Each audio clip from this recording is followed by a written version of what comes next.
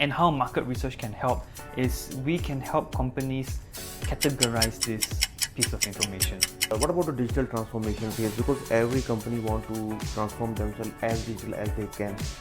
Where market research see itself offering their services to these companies? Honestly, I think the awareness of AI is still very shallow. Hello, hi everyone. Good evening from Dr. Wakar. I welcome you all on our new inaugural of our channel, which is CF Insight Talk. This is the new channel given by Centralforce International, and Centralforce International is a market research company, independent market research company, who is in the industry for almost 30 years, serving the research industry not only in Malaysia, ASEAN, whereas worldwide, expanding to the MENA region as well as the Turkish region now. So today we are here with our CEO, Mr. Vayu, and the rest will hear the story from him. Thank you, Mr. Vayu. Thank you for your time. So I would like to start with your introduction, your professional and personal introduction first, and then about Centralforce. So over to you. Sure. Thanks, Dr. Waka. So my name is Vayu. I am the CEO of Centralforce International, and I've been doing this for for over 10 years.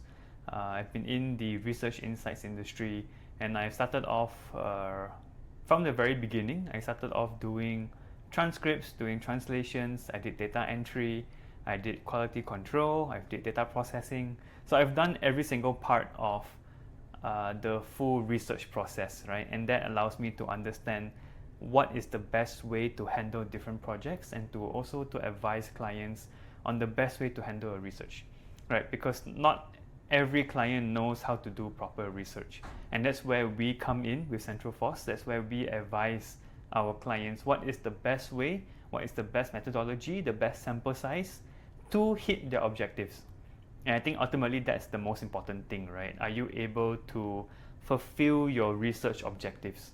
Because most of the time when clients come to us with a problem, it is because there is something crucial, there's a missing piece of data that they just can't find the answer to. So that's where we come in, right? We come in to help them find that data so that they can perform their business better. And that's what we do. Centralforce has been around for almost 30 years, like you have mentioned, and we are now expanding rapidly, right? So we started off just doing Malaysia, we did a bit of Singapore, a bit of Brunei, we do a bit of Middle East, but now we are expanding even further. We are also covering ASEAN, Southeast Asia. We're doing a lot in the Middle East as well, and we now have a partner in Turkey who can help extend our services in that region as well. Because in Turkey we have a ex-CFAM. CFAM is the name that we call our Centralforce team members. And ex-CFAM, who was with us for many years, have now moved to Turkey, and she has started up her own company there as well. So now she acts as the extension of Centralforce International. So that's who we are and where we are today. Thank you, Mr. Vayu. Thank you for such a detailed introduction. But I still want to know a little bit more about Centralforce. What is your vision about Centralforce? Because you are carrying a huge legacy, like 30 years old. So how you want to transform Centralforce? How you want to serve the research industry more? So just give me a brief note on that thing. Sure. I think Centralforce, we have a very unique position in the market. We come into the market as a company that is transparent, it's reliable, it's trustworthy, and it's a piece, we offer clients data that they can trust, data that they can rely on, data that will help them bring them to the next level. And that's where we stand in the industry. So we work with other research agencies, with consultants who can consult their clients. We help them with the data provision, but we also work directly with clients as well to offer them the best of our advisory that we can. So because of that unique position, I find that Centralforce now needs to move a step further. We need to not only expand our coverage to help more clients fulfill their research needs, but also we need to improve ourselves as well. We need to improve the services that we offer. We currently have one of the largest telephone call centers for market research in Malaysia, and we've now incorporated sophisticated systems like Voxgo that is able to automate and also have a bit of machine learning that will help increase efficiency in our call patterns. But we're also dwelling into the artificial intelligence space as well. So we now have two AI products that we call our own. We have an AI moderator that will help us with qualitative interviews and it can produce at scale. And we have a AI market research coach that is able to advise clients what is the best way for you to conduct research, what is the appropriate sample size, things that will allow clients to directly work with the AI instead of having to speak to a market researcher for advice. And what's more exciting for that is if they were to work on a project with us, we would upload all the data analysis and findings into that market research coach, and our client is able to just directly interact with this coach. They can ask them things like, based on the focus group, what is the best color for me to design my next fashion brand, right? Or based on the quantitative results that we've collected, what is the appropriate price that I should charge my products? So that is where we implement AI with market research. So we are still taking a blend of the technological advancements of AI and technology, but still mixed in with the cultural nuances and the experience of our human analysts and researchers. And I think that's the best blend that we can give our clients. Thank you, Mr. Vayu. Thank you very much. Now you have mentioned about AI, the new buzzword. So let's make this session more towards AI and the digital industry or digital transformation. So tell me about your initiatives. What actually Central Force is, means you have mentioned about the products, but other than that, what you are doing, what changes you have made. I have heard that you have got the MD status as well. And then what about the other achievements you have done so far? Yeah, so can you tell us about that? So we've been doing a lot in the AI space. I mentioned the two products that we have, but I think what's more important is the recognition. We've now been recognized by one of our government agencies that is tasked to develop the Malaysian tech world further, and that ministry is called MDEC. And MDEC has also awarded Central Force International with the title of MD, so an MD status company, which stands for a Malaysian digital company status. And that signifies that we are now in the same league as a tech company, right? So we are now future forward. We're thinking about how we can do to enhance this overall economy together. And beyond that, we also represented Malaysia as one of the companies to attend GITEX in Dubai earlier on. I think it was last month. We were in Dubai. We were representing Malaysia, and we've showcased our AI products. We've spoke to many different tech innovators and tech leaders in the world, actually, from many different countries. And we showed them what are the possibilities that you can do with research. Because I think people has that misconception that research is purely traditional face-to-face, like how you're interviewing me right now. But there's so many more aspects to this. For one, I'm sure people aren't aware, but we also provide AI training data. We help a lot of AI companies train their models. We give them the appropriate input for them to do things like iris scanning or voice recognition or palm reading. There are so many different things that you can do to train AI models, and we come in as that intermediary to help provide that sort of training data. That's one of the things that you can do. We also do a lot in the tech space in terms of UI, user interface, how we can see what is the most efficient or what's the most comfortable way to make it user-friendly. I think with so many tech and softwares nowadays, it's important for us to make the tech user-friendly, right? As we are all users, right? We're all consumers at the end of the day. If I pick up my phone and I open a banking app, I need to be able to see things like, oh, okay, how do I find the pay button? How do I find the transaction button? All these small things, most companies don't bother to ask their customers or don't ask their users, right? When end of the day, it is the users and the customers who are paying us money to develop these products further. So that's where we come in, right? We come in to bridge that gap. And there are a lot of things that AI and tech can contribute to. But we also have to remember, right, that end of the day, regardless of what tech or what AI is being produced, there's always going to be a human behind it. There's always going to be either someone who is programming, someone who is creating that software, or someone who is analyzing or finding insights and sort of consulting and advising people further on what to do with this big data or this sort of analytics. And because people is so important, we place people at the core of our business. So at Central Force, in fact, just last week, we won Life at Work awards from Talent Corp. And we came home with 3 different awards. We were the champion for Women at the Workplace and Leadership. We were the first runner-up for the Best SME Organization. And we were the second runner-up for Employee Wellbeing and Care. Right? So we also exemplify and show that yes, tech is important, AI is important, so are the people who is managing this tech and is contributing to advisory to our clients. And this is the most important aspect. How you manage technology and how you manage people, and you blend them together to offer it to clients.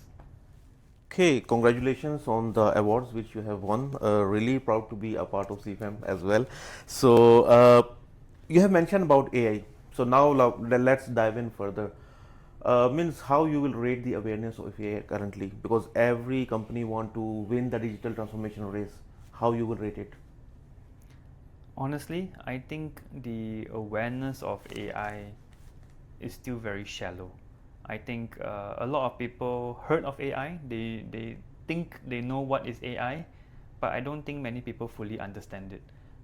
Essentially, what AI is it's not as intelligent as you think it is, right?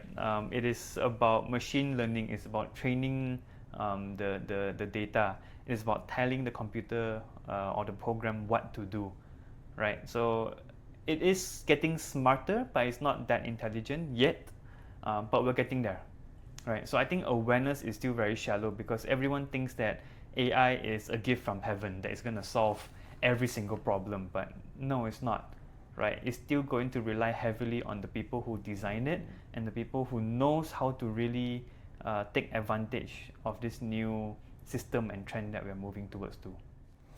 I see, I see. So that's a unique way to think about the awareness part.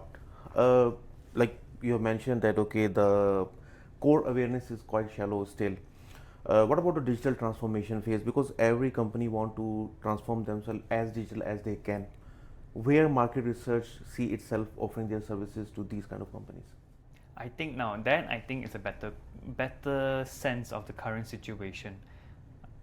Every company should be more digitalized. I think the trend right now is to move into automation.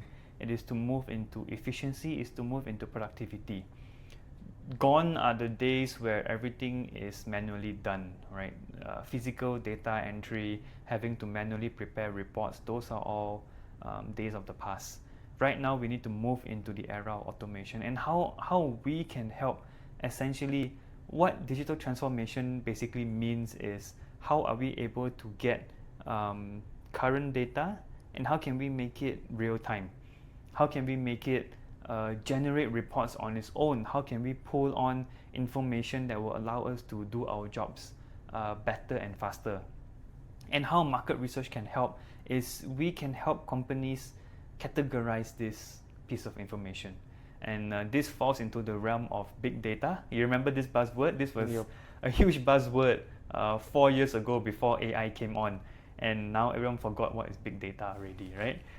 Essentially, what big data is that there is a lot of data available, and you need to break it down into smaller chunks. You need to be able to categorize this big data into something that is understandable, something that makes sense, and ultimately something that is useful for you as a company, right? So many companies have this. Many companies have collected a lot of information over the years of operations, and now it's a matter of how can we take this information to make it something into bite size, something that is real time, something that will appear in graphs and charts, that is easy for top management and also for execution level to understand and to make use of this to improve their efficiency better. Okay, so now talking about market research, we agreed that we'll take this interview as an organic interview, right? So we believe in the organic data. One thing, that is market research expensive? Second, do you think that market research and these tech companies or the companies who want to digitally transform themselves can go hand on hand? So market research may not be expensive. I think ultimately there is a misconception, right? Primarily, people, when they think of market research, they are thinking about when it was used by advertisement, when it's used by huge conglomerates and multinational companies. Yes, these companies tend to do things at very large scale. They tend to run numerous focus groups, they run thousands of interviews, and they use that data. But that's because they are also running operations on a global level, right? They want to be able to hit a much wider audience, and they're operating at cost that comes in millions and millions of dollars. And that is why they have to ensure that the correct preparation is done. So to an SME or to a medium-sized company, they might feel that, oh, it's so expensive that I cannot afford to do market research. That, I think, is a misconception, because it is only expensive if you make it expensive. And I'll give you an example. If we were to interview 1,000 CEOs or CFOs, then it's going to be very expensive, because it's very hard to find these people. It's going to be difficult to schedule an interview with them. And also we have to provide them with an incentive for their time. And as you know, CEOs and CFOs are very busy and very expensive people. But are they the right person to give you the answer that you need? I don't think so, right? Because most of the time, who you need to speak to, you might need to speak to procurement managers. You might need to speak to operators. These are the people who are actually hands-on and doing the job. And it's the people that you should be asking them instead. These are much easier to find, it's a lot easier to schedule, and it's a lot affordable to engage with them to collect survey data to help you with your research. So is it expensive? It depends on how you make it be. And that's why you should always consult market research professionals like us at CentralForce. You need to tell us what are your objectives, why do you want to do research, and what do you want to achieve. Then you let us advise you accordingly. What is the best way to do it that is both affordable yet effective? I think that's what's most important when you do a research project. Thank you, Ayu. Thank you very much. I think very new perspective of seeing the things, how the AI digital transformation and how market research can work hands on hand, and then how we can help or assist the companies so that they can run their operations smoothly. Not only run their operations smoothly, but also how they can boost their productivity, how can boost their revenue. All these things we can cover up, and not as a vendor to customer relationship, as a partner. That's really insightful. So you mentioned that CEOs, CFOs, they are very expensive. Yeah, because they are very worthy. So being you here, so from a worthy person, I want you to give a shout out to our subscribers, to our viewers. Over to you. Okay, thank you. Thank you, Dr. Waka, for this interview. It's fun to share more about my industry and how this industry can help other businesses grow further and expand their role better in their market. I'd like to shout out to one CFAM, which is the hardworking and very powerful people here in CentralForce International. They are all very beloved people of ours, and we all work effortlessly to help our clients achieve the best data that they can achieve. And I want to speak also to our viewers. If you're a first-time viewer, please, I believe the correct word is hit subscribe, like, and follow our accounts. If you're an existing viewer, thank you for tuning in and watching us. And do let us know what are the topics that you want to find out about. If you want us to speak more about market data, let us know. Whether is it automotive, is it finance? That's something that we as data providers, we can find out for you, and we can discuss that topic in more detail. So I'm looking forward to seeing you guys again next week.